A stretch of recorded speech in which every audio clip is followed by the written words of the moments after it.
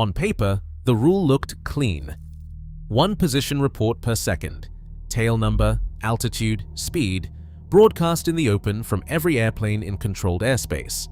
The FAA said the data was for safety and airspace efficiency. Roughly 112,000 general aviation owners believed that and paid for the equipment. Then an airport worked out that the broadcast costs nothing to read. The box in your panel does two jobs now. You only ever paid for one. Have you already opened an invoice for a landing you never knew anyone logged? Put the airport and the amount in the comments. This is the kind of thing Sky Ranch takes apart. Subscribe so you catch the next one. I have pulled panels apart to make room for these units. I have read the shop invoices that came after. So let me walk you through what that money actually bought, because it was not what the sales sheet said. This is not in your POH. It is in the rulemaking docket and a vendor's marketing page, and almost nobody in a hangar has read either one. The FAA published the final ADSB out rule in May 2010. Compliance date, January 1st, 2020. Fly in the busy airspace, carry the equipment. Everyone repeated the same pitch, and it was a good one. Controllers see you better. Other airplanes see you better. Search and rescue finds you faster. Those specifics held up too. Traffic services in places radar never reached properly. The Gulf of Mexico, the mountain corridors in Colorado, low-altitude work across Alaska, where a lost airplane used to mean guessing at a last known position. Nobody in the room was arguing against any of that, and I am not arguing against it now. The equipment does what they said it does. What the agency never put in writing was a limit on who gets to use the signal after it leaves your antenna. The government's own side of the bill was enormous. In 2007, the FAA awarded ITTA contract worth up to $1.8 billion to build the ground network. By April 2014, the agency declared it finished. Roughly 634 radio stations across more than 300 service volumes. The Department of Transportation. Inspector General put the full life cycle cost through 2035, near $4.4 billion. So the ground side of this system got billions in federal money. The airplane side got a coupon. AOPA puts the direct cost to owners at more than $500 million across those 112,000 airplanes. The FAA offered a rebate to soften it. $500 per airplane, capped at 20,000 rebates total. Eligibility narrowed it further. United States registered, fixed wing, single engine piston, first registered before January 1st, 2016. One rebate per owner, first come, first served. Meanwhile, the agency estimated as many as 160,000 general aviation airplanes would need equipping. It funded a coupon for 1 in 8 of them.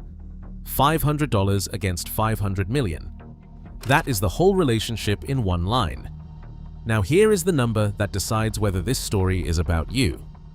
AOPA's own analysis of the FAA registry found 81,564 piston-powered, fixed-wing, certified airplanes with an average retail value of $40,000 or less. That is 43% of the fleet. AOPA put the minimum install cost for a compliant ADSB out setup at $5,000 to $6,000. Run that ratio on your own airplane. A mandated appliance worth roughly an eighth of the airframe it lives in. On a Cirrus, that is a rounding error. On a 1968 Cherokee, that is a season of flying you did not do. That ratio is the part that still bothers me, because the agency ran the same math before the rule ever landed. In its own rulemaking, the FAA quantified the benefit to the general aviation fleet at $200 million. It estimated the cost of equipping that fleet between 2012 and 2035 at somewhere between $1.2 and $4.5 billion. The agency published a rule where its own paperwork showed the people paying would receive a fraction of the value. Owners equipped anyway. The alternative was losing access to the airspace. The mandate itself was never the confusing part. What nobody explained at the avionics counter was who else would be listening on the ground. Which puts the question on a company in Herndon, Virginia. They call the product Plane Pass. Airports contract with them, and Vector handles the identification and billing end-to-end. The mechanism is not complicated, and Vector describes it openly. The system takes electronic flight track data, pulls the registration numbers out of it, and matches those numbers against a proprietary database of owner and operator contact records. That database holds more than 100,000 records. The tracking side fuses as many as 7 separate ground-based and space-based technologies to build what the company calls a complete surveillance picture with redundancy. Redundancy, in this context, means there is no gap for your airplane to fall through. Vector states that its system captures more than 99% of aircraft activities. It states a collection rate of 99.6% of fees owed. It reports having billed more than 1.6 million aircraft activities and collected more than $133 million for its clients. Those are their numbers, published on their own site, written for airport managers.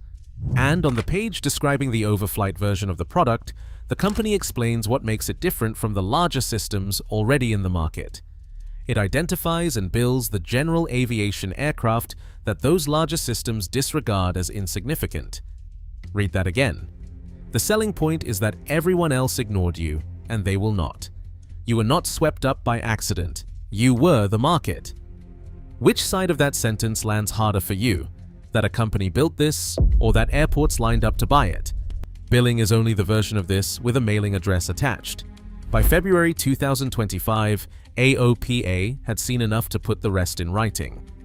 President Darren Pleasance wrote to the acting FAA administrator, asking the agency to stop non-safety uses of the broadcast. He described FAA enforcement actions built on ADSB data against legal water landings. He described nuisance and trespass lawsuits filed against pilots flying at 4,000 feet above ground level in full compliance by people claiming emotional distress. Owners were paying attorneys to defend flights that broke no rule. A signal bought for collision avoidance turned into an evidence file.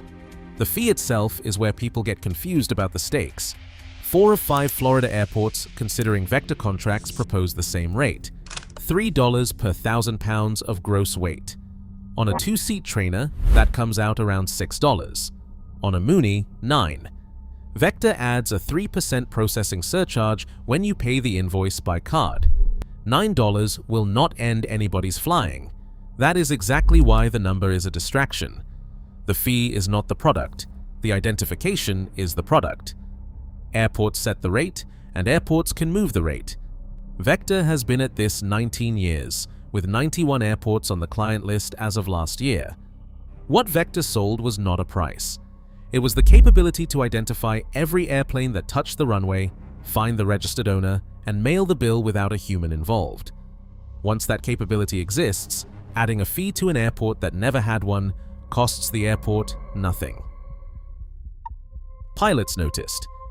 Then something happened that almost never happens in this business. They won. In Safford, Arizona, the city implemented transient landing fees in September 2024 using PlanePass and ADSB data. The airport manager, Cameron Atkins, took the pushback seriously and worked it with local pilots and AOPA. On April 28, 2025, the Safford City Council voted unanimously to scrap the fees for anything under £4,000.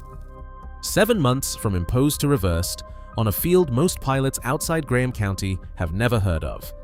That is the version of this story nobody expects, and it happened first. Then it went to the state houses. Montana Representative Shane Clacken drafted the first bill. Clacken flew helicopters and fixed wing for the Army. He flew firefighting missions for the Forest Service. Then 11 years for Customs and Border Protection before going home to the family ranch at Grass Range. He wrote it after talking to Montana airport operators who already exempted light aircraft. Governor Greg Gianforte signed House Bill 571 on May 8, 2025. It covers Part 91 airplanes up to 9,000 pounds. Florida followed. Governor Ron DeSantis signed Senate Bill 422 on April 23, 2026, effective July 1st, covering Part 91 aircraft under 12,500 pounds, touch and goes included. Louisiana made 3. Governor Jeff Landry signed House Bill 730, effective August 1st, 2026. Same £12,500 threshold. It cleared the Louisiana Senate unanimously and the House 91-8. Airports that violate it face fines up to $500 per aircraft charged. 3 states, 3 different weight thresholds, £9,000 in Montana, $12,500 in the other 2. That patchwork is exactly why AOPA keeps pushing for a federal rule instead. And the airports have not conceded the fees, only the tool. Kissimmee Gateway Airport Director Don Germelis said the ban removes the cheapest way to collect. The airport will switch to methods that cost more to run. Those costs land on the users. He is telling you the bill is coming either way. He is also telling you the truth about his budget. If you want to see where this road ends when nobody puts a law across it, look at what landed on operators this month. The Bahamas Air Navigation Services Authority began sending invoices in August 2026 for flights going back to May 1st, 2021. 5 years retroactive. Increases run from nearly 300% to almost 700%. Piston twins, turboprops, and jets are in scope. Private single-engine piston airplanes are exempt, so most of you reading this are outside it. Stay with me because of what BANSA said next. A trip support company asked directly whether an unpaid balance follows the airplane when it sells. The authority answered in writing. The government can seize or detain any aircraft carrying debt, and that applies to new owners. A buyer who ran the title search, the logbook review, and a full pre-buy would never have found it. The debt does not attach to the pilot who flew it, it attaches to the serial number. All of which brings up the argument that should stop this whole thing. It is the strongest card the pilot side holds, and I went looking for the evidence behind it. The federal push is real, and it is bipartisan. The Pilot and Aircraft Privacy Act came from Senator Ted Budd and Representative Bob Onder, both active general aviation pilots. Its core provisions rode into the ALERT Act, which the House passed 396-10 on April 14, 2026, and which now sits in conference with the Senate. Senator Tim Sheehy of Montana, another working pilot, pressed the FAA administrator on it directly in a Senate subcommittee hearing. His comparison was that nobody gets charged a fee for clicking a seatbelt. FAA Administrator Brian Bedford told Flying Magazine that billing pilots through ADSB is not the intended use of the technology. NTSB Chair Jennifer Homendy went further in front of Senate Commerce in February 2026. She told the committee Congress should prohibit the practice outright. Both of them made the same argument, and it is not a cost argument, it is a safety argument. Bill pilots through the collision avoidance box, and you give pilots a reason to switch the collision avoidance box off. That is the claim. Every bill, every hearing, every state law rests on it. Here is what I could not find. Not one documented case of a pilot disabling ADSB to dodge a fee. Not a report, not an enforcement file, not a named incident. The most powerful argument in this fight appears to be a prediction, not a finding. And there is a practical reason to doubt it works even in theory. Pilots describe at least one field running a runway camera that reads the N number, sitting alongside the ADSB feed. Switch off the transponder at that airport and the invoice still finds you. It just arrives through a different lens. 3 state laws on the books. 1 federal bill through the House by 396 votes. The 2 most senior aviation safety officials in the country on the record. And underneath all of it, a behavioral claim with no case file. That does not make the laws wrong. Homendy and Bedford are both defending a safety system, and defending it before something goes wrong is the whole job. But it tells you what actually moved Congress. Cost arguments lose in Washington. Safety arguments win. So the cost problem got dressed as a safety problem, and it worked. Now watch what is arriving behind it. The Senate's competing bill, the Rotor Act, would require ADSB in, as well as ADSB, out in controlled airspace by 2031. That is a second box, a second install, a second invoice from the avionics shop. Same fleet, same owners, 5 more years to fund it. And the shop rate will not be lower in 2031 than it is today. And the conference committee deciding whether ADSB billing gets banned nationwide is the same committee writing that second mandate. This is the pattern worth carrying out of here because it is not really about airplanes.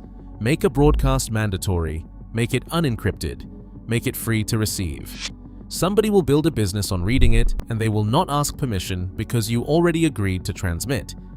It happened with license plates on the interstate. It happened with tolling. It happened in your panel and you paid $5,000 for the privilege of transmitting. The 1968 Cherokee on the ramp is now a networked asset that reports its own position at its owner's expense to whoever cares to listen. So decide what you actually believe happened here. A safety tool that got abused by opportunists, or a billing system that got sold to you as a safety tool. One or the other. Tell me which and tell me why. Start looking for the gap between what a mandate promises and what its data ends up doing. You will find it in every rule that touches your airplane, and you will find it years before the invoice shows up. That gap is what Sky Ranch works on. Subscribe, and the next one lands in your feed.